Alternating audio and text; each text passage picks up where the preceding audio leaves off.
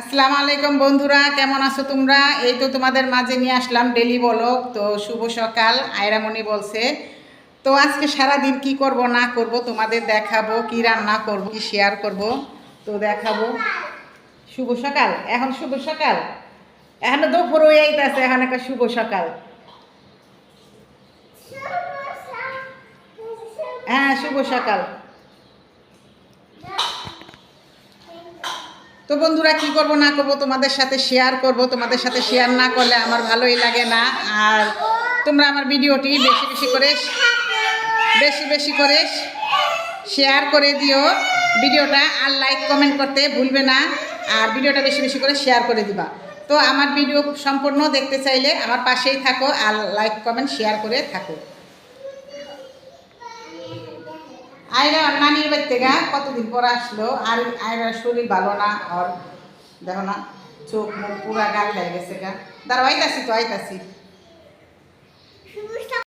তো এই তো বন্ধুরা, আমাদের এসিটা লাগানো হয়ে গেছে। তো এখানেও অনেক ঘটনা আছে, কাহিনী আছে।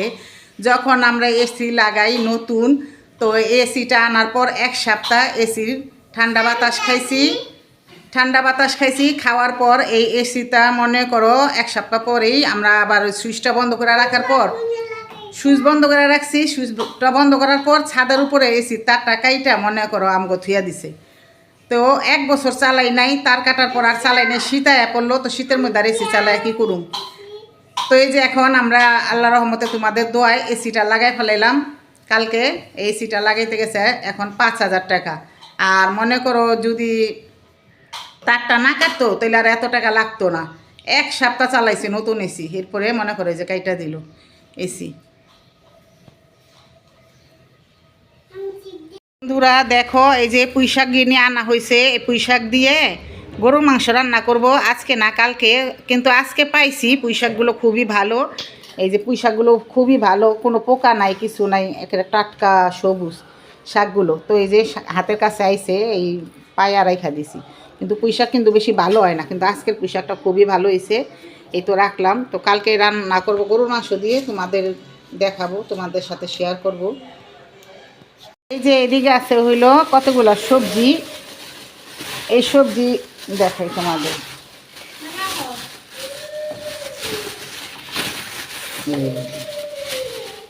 এই যে দেখো সবজি সবজি বলতে যে এদিকে আছে যে পটল দিয়ে আজকে ইলিশ মাছ রান্না করব, বেগুন ভাজবো এই যে ইফতারির জন্য। আর এখানে আছে হলো মিষ্টি কুমড়া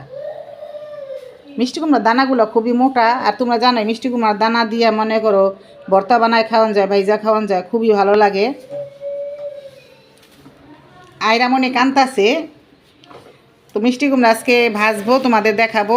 আর ওই যে ইলিশ মাছ দিয়ে পটল দিয়ে রান্না করব। শাকগুলো কুটে রেখে দিব কালকার জন্য। তো বন্ধুরা, আমার পুরোটা ভিডিও দেখবা, স্কিপ করবা না, আর লাইক কমেন্ট করতে ভুলবা না, আর ভিডিওটা বেশি বেশি করে শেয়ার করে দিবে। তো বন্ধুরা লেগে গেছে গা। তো বন্ধুরা, আমার ভিডিওটা বেশি বেশি করে শেয়ার করে দিও। আরেকটা কথা, আমার দূরে বা কাছে বন্ধুরা, ভাইয়ারা, আপুরা যারাই আমার সবাই ভিডিও দেখো, ভালোবাসা দাও। তোমাদেরকে আমার অনেক অনেক দোয়া রইল আর ভালোবাসা রইল। তোমরা ভালো থাকবে আর আমার জন্য দোয়া করবে। এই যে দেখো ইলিশ মাছ, এই ইলিশ মাছগুলো আজকে রান্না করব। অনেক দিন ধরে ইলিশ মাছ খাওয়া হয় না, ঘরের ভিতরে শুধু মুরগি গরু, এই জন্য আজকে এই ইলিশ মাছগুলো আনা হয়েছে। সকালে আনছি, ফ্রিজে রেখে দিছি। তো এখন আমি এগুলো কেটে নেব সুন্দর করে। 2টা মাছ।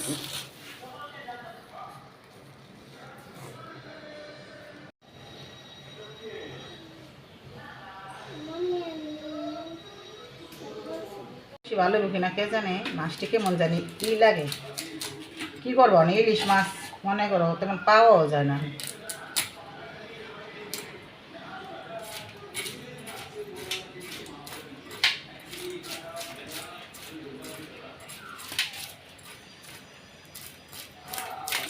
আজকে কয় রোজা গেল?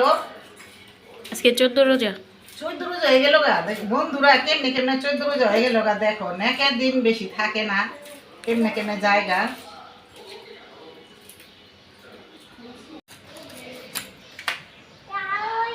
একটু যারা মাছে আবার ডিম হয়েছে।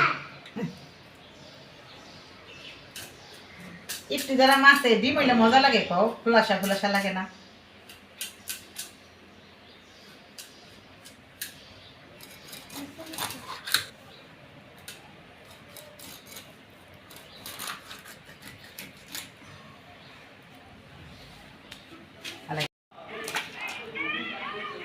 ধুয়ে হয়ে গেল, ভালো করে ধুয়ে নিয়েছি পরিষ্কার করে। আর ওই যে মাছের পেটা বা ফুলকা এগুলো দিয়ে আমি মিষ্টি কুমড়া ছিলকা দিয়ে ভর্তা বানাবো, আর মাছগুলো পটল দিয়ে রান্না করব। তো আমার সাথেই থাকো।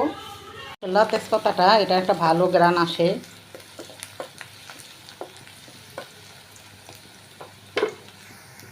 বন্ধুরা আমি এখানে ময় মশলা দিয়ে দিছি, হলুদের গুঁড়া, মরিচের গুঁড়া, ধনিয়ার গুঁড়া, আদা রসুন বাটা, লবণ। তো এটা আমার কষানো হয়ে গেছে। তো এখন আমি দিয়ে দিব হলো এই যে গিলাকুলি, যেটা ভালো করে ধুয়ে পরিষ্কার করে রাখছি, এটা এখন দিয়ে দিব। এটা আমি ভালো করে আগে কষিয়ে নিব।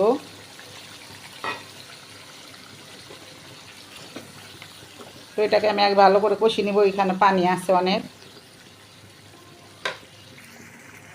আমি গিলাকুলি যে পানি দিয়ে দিছি এটাকে ভুনা ভুনা করে নেব, ঝোল রাখবো না, ঝোল রাখলে ভালো লাগে না। তো এটাকে আমি ভুনা ভুনা করে নেব সুন্দর করে। তো বন্ধুরা এখন আমি এই ফুলকাগুলো ভেজে নিব। মিষ্টি কুমড়ার ছিলকা, রসুন, পেঁয়াজ, কাঁচামরিচ আর ফুলকা, এটা ভালো করে ভেজে আমি ভর্তা বানাবো।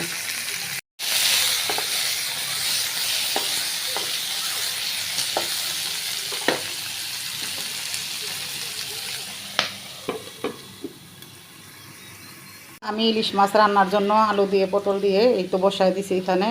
তো এদিকে দিয়ে দিব আমি হলুদের গুঁড়া। সন্ধ্যার ইফতারির সময় হয়ে যেতেছে, সময় নাই বেশি। মরিচ আর দিয়ে দিব পানি বসানোর জন্য। আর আমি ইলিশ মাছে আদা রসুন খাই না। ইলিশ মাছে আদা রসুন খাই, সাদাটা রান্না করলে ওইটা খাই, কিন্তু ওই যে তরকারিটা রান্না করলে ওটা খাই না। ওইটা খাইলে ইলিশ মাছের গ্রানটা ভালো লাগে না। তো এটা আমি ভালো করে কষিয়ে নিব। হয়ে গেছে। তো আমি এখন ছেড়ে দিব আলু আর পটল, এটাকেও ভালো করে কষিয়ে নিব এটার সাথে।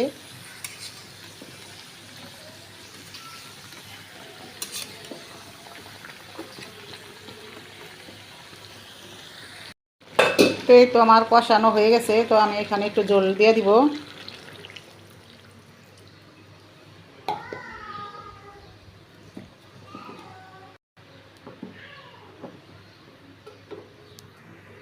তো এই তো আমি এখন মাছগুলো দিয়ে দিব।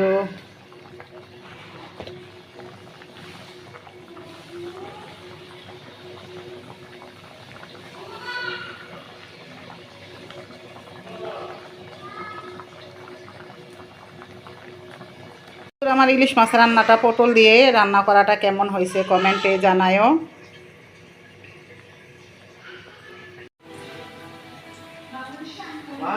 আজকে ইফতারির বেগুনি কিন্তু মাশাআল্লাহ খুব সুন্দর হয়েছে, বড় বড়।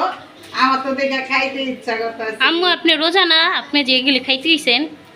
আর আমি তো রোজাই, আমি এই যে এত বড় বড় বেগুনি দেখা আমার তো লোভ লাগতেছে, খাইতে ইচ্ছা করতেছে।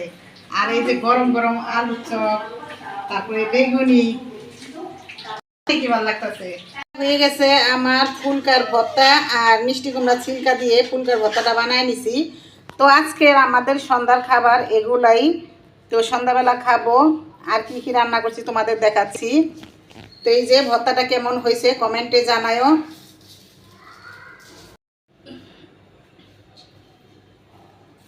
এদিকে আমাদের এই যে ইলিশ মাছ রান্না করা হয়ে গেছে, আলু পটল দিয়ে রান্না করেছি। আর ধনিয়া পাতাটা দিই নেই, কারণ আমরা এটা ভোর রাতে খাবো, আরেকবার গরম করে ধনিয়া পাতাটা দিব। কিন্তু রান্নাটা সম্পন্ন হয়ে গেছে। এখানে এই যে মুরগির গিলা কলিজিটি রান্না করছি। এই তো এগুলো হচ্ছে আমাদের সন্ধ্যার খাবার। আর আরও কিছু খাবার আছে তরকারি, ওগুলা মিলাই আমরা সন্ধ্যাবেলায় খাবো। আর ইলিশ মাছটা খাবো ভোর রাতে। তো বন্ধুরা কেমন হয়েছে, এই যে ইলিশ মাছ রান্না পটল দিয়ে, তো কিরকম হয়েছে কমেন্টে জানায়ও আর কমেন্ট করবা।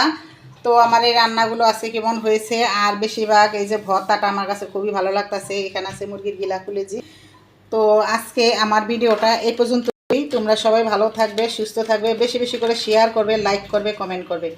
তো আল্লাহ হাফেজ।